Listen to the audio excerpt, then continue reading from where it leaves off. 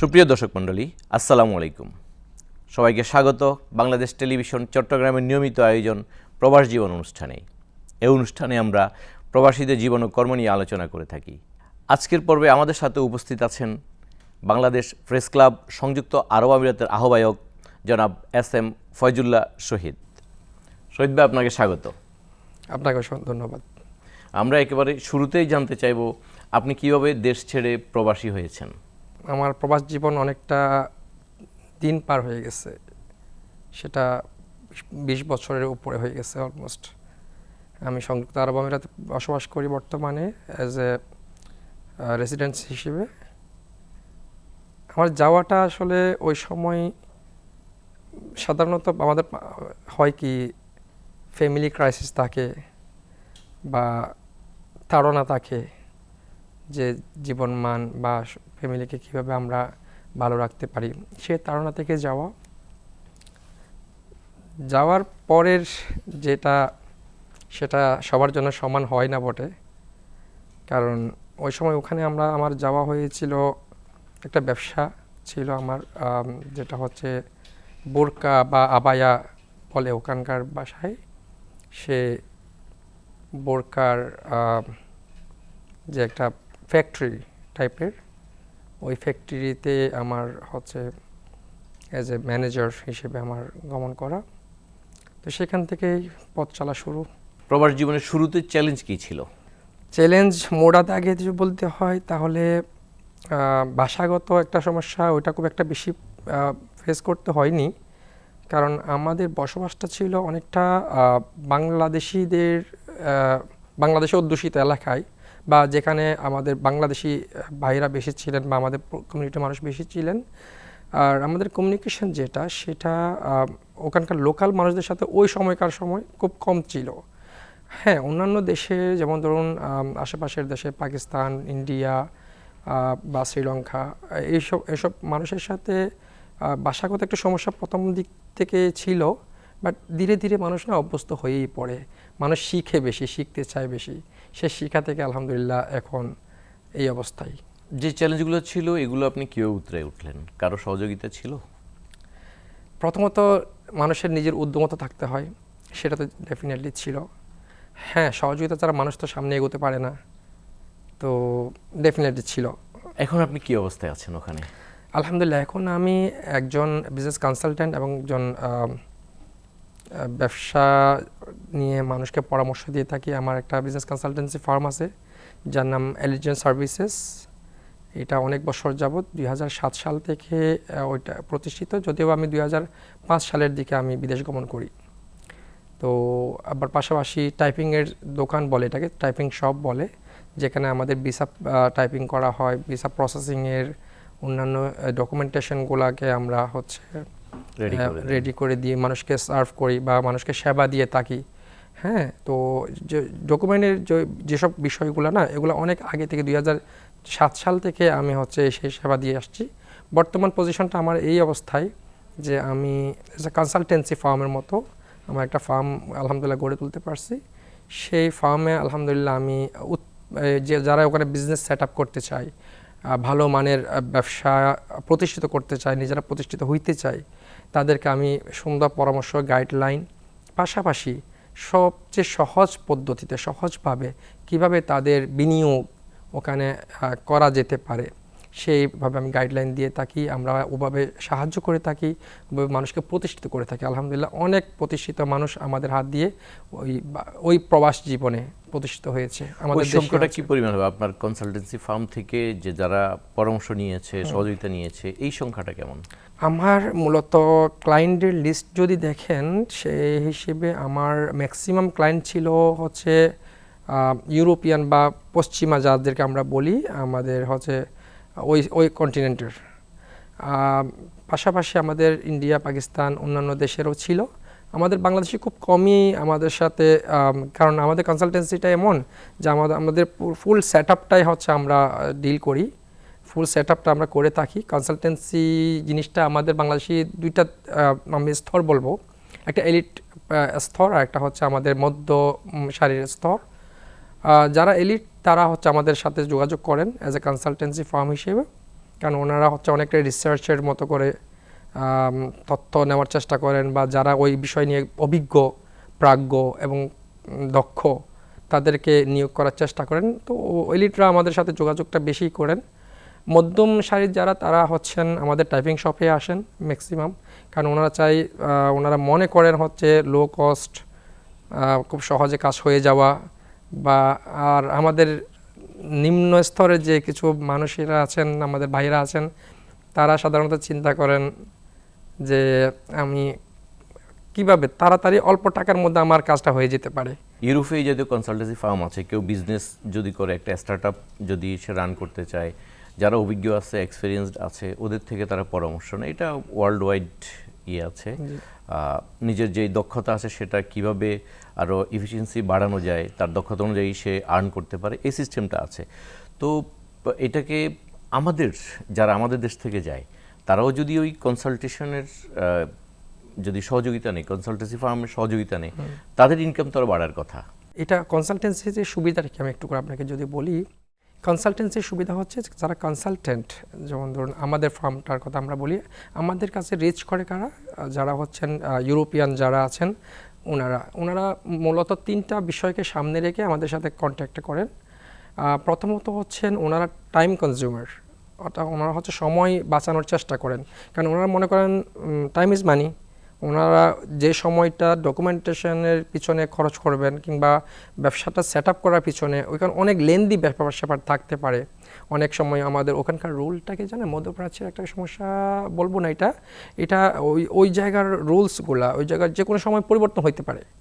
এটা ইভেন যারা হচ্ছেন ডিপার্টমেন্টে কাজ করেন, ওনারাও জানেন না যে কালকের রুলটা কী হবে, কালকের সিস্টেম চেঞ্জ হয়ে যাবে কি না। এই জিনিসটা কিন্তু ওনারা অনেক সময় কনফিউজ থাকেন।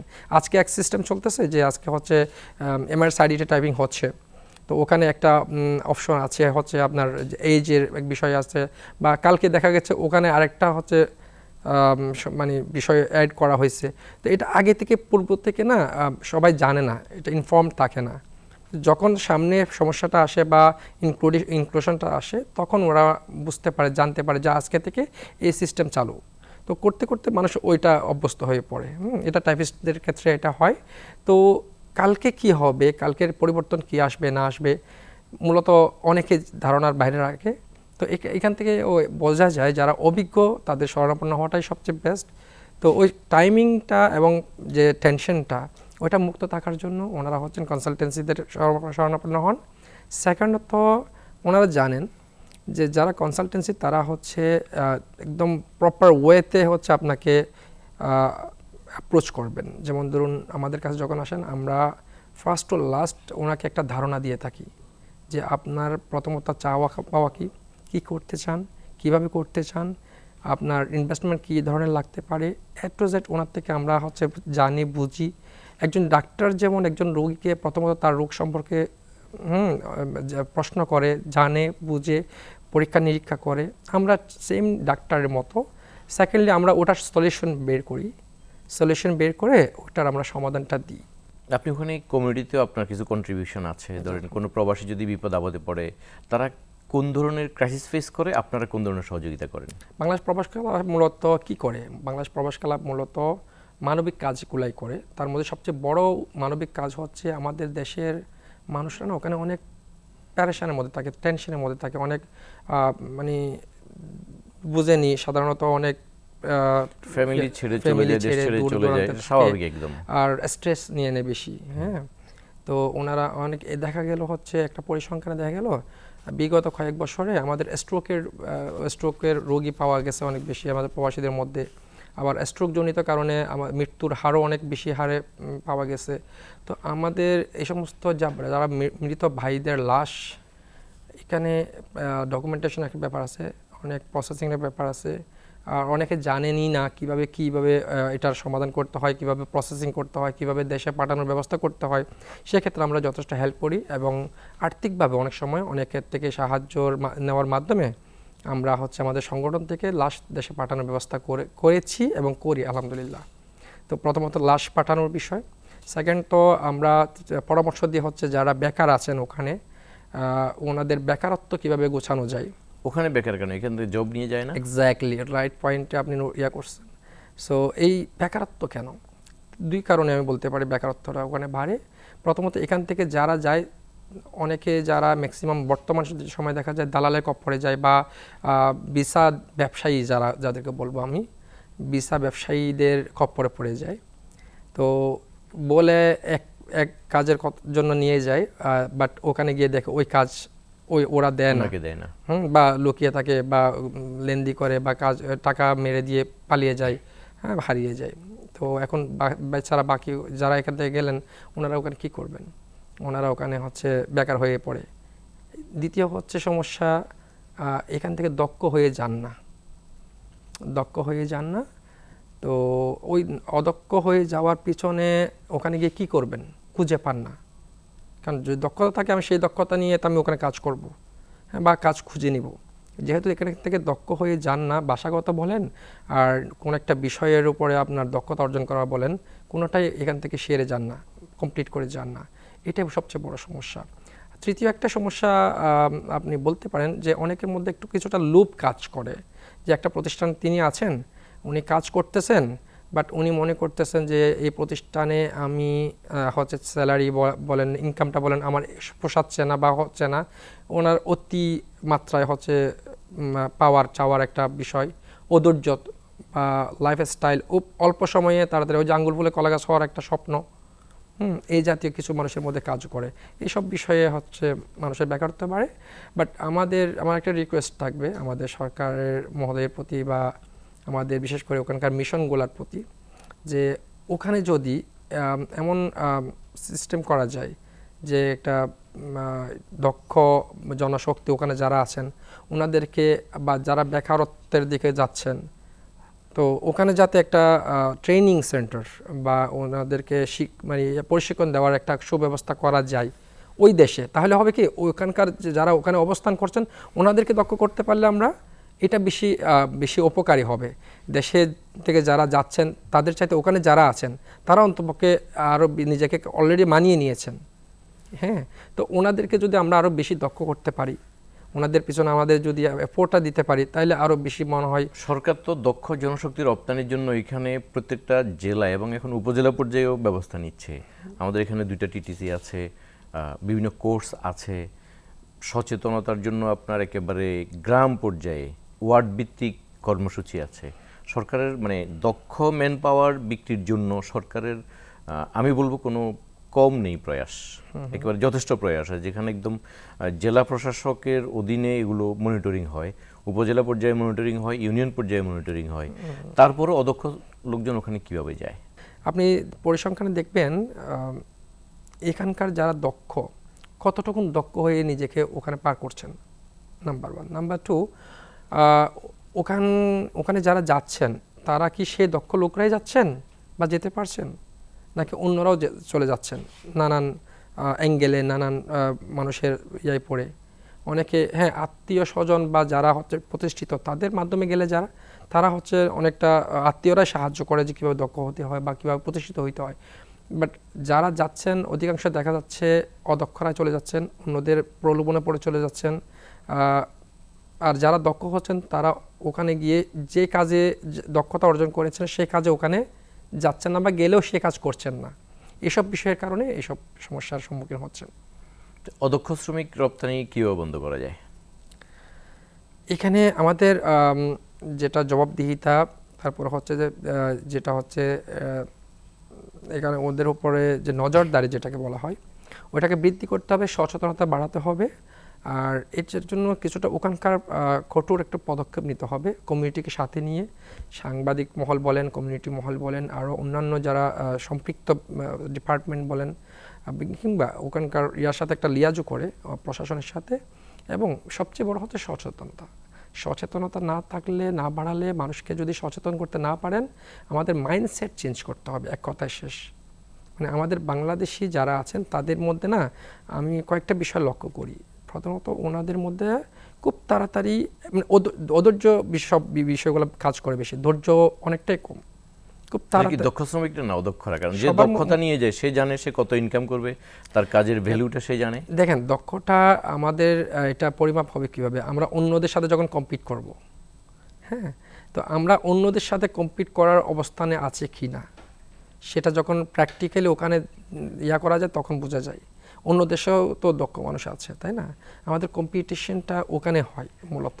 এখানে আপনি কি শিখে গেলেন সেটার চাইতে এখানে শিখে যাওয়াটা অন্য দেশের দক্ষ শ্রমিকের সাথে আমি কম্পিট কতটুকু করতে পারছি সেটাই হচ্ছে মূল বিষয়। তো সেখানে গিয়ে বোঝা যায় যে কার কতটুকু দক্ষতা আছে। হ্যাঁ, এখানে আমি বলে রাখি আমাদের বাংলাদেশি মানুষের মধ্যে না অনেকটা এনার্জি বেশি আমাদের মধ্যে। আমরা কিন্তু পরিশ্রম অনেক বেশি করতে পারি। আমরা কিন্তু অল্পতে অনেক বেশি হচ্ছে শ্রম যেমন দিই, আমরা অল্পতে তুষ্টও থাকি। আপনার কাছে জানতে চাইবো যে প্রবাসে যখন থাকেন, বন্ধু বান্ধব আত্মীয় স্বজন এদের থেকে যখন দূরে থাকেন, একজন প্রবাসী হিসেবে আপনার ফিলিংসটা তখন কেমন লাগে?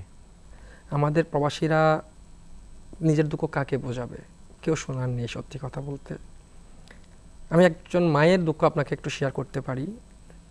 বর্তমানে ভিসা বন্ধ হওয়ার কারণে, এমনকি ফ্যামিলি ভিসা যেটা সাধারণত মানে মানবিক দিক থেকে বিবেচনা করে ফ্যামিলিদের জন্য ভিসা দেওয়া হয়।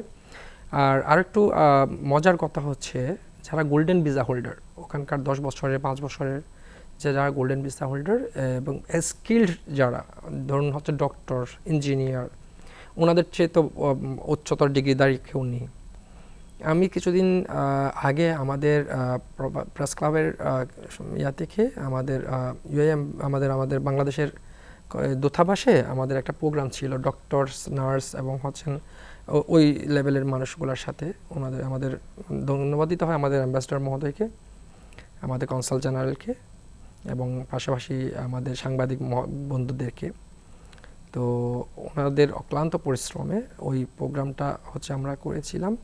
ওখানে ডক্টররা হচ্ছে golden visa holder, golden visa পেয়েছেন, 10 বছরের ভিসা পেয়েছেন।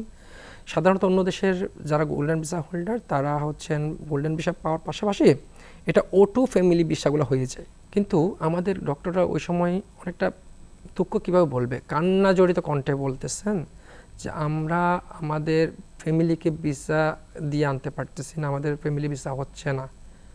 বুঝেন এবার, গোল্ডেন ভিসা হোল্ডারদের ভিসা ফ্যামিলি ভিসা হচ্ছে না, হচ্ছে একজন মা তার 3 মাসের দুধের বাচ্চা দেশে ডেলিভারি হয়েছে, তো ওনার ভিসা আছে বিদায় হাজব্যান্ডের কাছে চলে গেছেন। বাট এত চেষ্টা করছেন, উনি টাইপিংয়ের দোকানে দোকানে করছেন, মানুষের দুয়ারে করছেন, কিন্তু তার 3 মাসের বাচ্চাটা তিনি ওনার কাছে নিয়ে রাখতে পারতেছেন না। তো কান্না করে বলতেছেন আমি আমার বাচ্চা ছাড়া আমি এই পরবাসে কীভাবে থাকি, আর খুব বেশি দিন তো দেশেও থাকতে পারছি না, আমার এখানে হাজব্যান্ড আছে, ব্যবসা আছে বা কাজ আছে, এখানে লিমিটেশন আছে, আমাদের 6 মাসের ভিতর ঢুকতে হয়, নাহলে ব্যবসায়ী হলে 1 বছরের ভিতর ঢুকতে হয়। বাচ্চাকে ছাড়া ওখানে একটা মা কীভাবে দিন যাপন করতেছেন। এখানে আবার একটা সুযোগ তো কিছু রাখছেন, যে যেমন ধরুন ওখানে হচ্ছে খাদ্দামার ভিসা যেটাকে বলা হয়, আরবের ঘরের ভিসা, সে আরবের ঘরের ভিসা এখনও অনেক জায়গায় হচ্ছেন। এখন তো একটা নির্বাচনের মাধ্যমে গণতান্ত্রিক সরকার আসছে দেশে, সরকার সম্পর্কগুলো আরও উন্নত করার চেষ্টা করবে। সরকার আমাদের ম্যান পাওয়ার সেলের যে বিষয়টা সেটা গুরুত্ব দিচ্ছে, অলরেডি একাধিক রাষ্ট্রে ভিজিট হয়েছে, তো ভিসা জটিলতা আশা করি কাটবে। ধন্যবাদ শহীদ ভাই। সুপ্রিয় দর্শক মণ্ডলী, এতক্ষণ আপনারা শুনলেন প্রবাস জীবনে একজন প্রবাসীর দীর্ঘ 2 দশকের অভিজ্ঞতার কথাবার্তা। তো উনি অনেকগুলো বিষয় এনেছেন। আমাদের নতুন সরকারের কাছে আমাদের প্রত্যাশা অনেক, আমাদের প্রত্যাশার পারদ অনেক ঊর্ধ্বমুখী। সরকার যে গণতান্ত্রিক ধারায় ক্ষমতায় এসেছে, আমাদের জাতির গৌরবগুলোকে আরও গৌরবান্বিত করার জন্য, জাতির সম্মান আরও বৃদ্ধির জন্য বিভিন্ন পদক্ষেপ নেবেন। প্রবাসে আমাদের যেসব অসংলগ্ন বিষয় আছে, যেসব বিষয়ে যদি আমরা ওমিট করতে পারি, আমাদের রেমিটেন্স আরও বাড়বে। আমাদের প্রত্যাশা সরকার সেই রেমিটেন্সের আয় বাড়ানোর জন্য আরও পদক্ষেপ গ্রহণ করবে, আরও সচেষ্ট হবে। তো আজ এ পর্যন্তই। অন্য কোনো একদিন অন্য কোনো অনুষ্ঠানে আবারও দেখা হবে। ততদিন ভালো থাকুন, সুস্থ থাকুন। বাংলাদেশ টেলিভিশন চট্টগ্রামের সঙ্গেই থাকুন। আল্লাহ হাফেজ।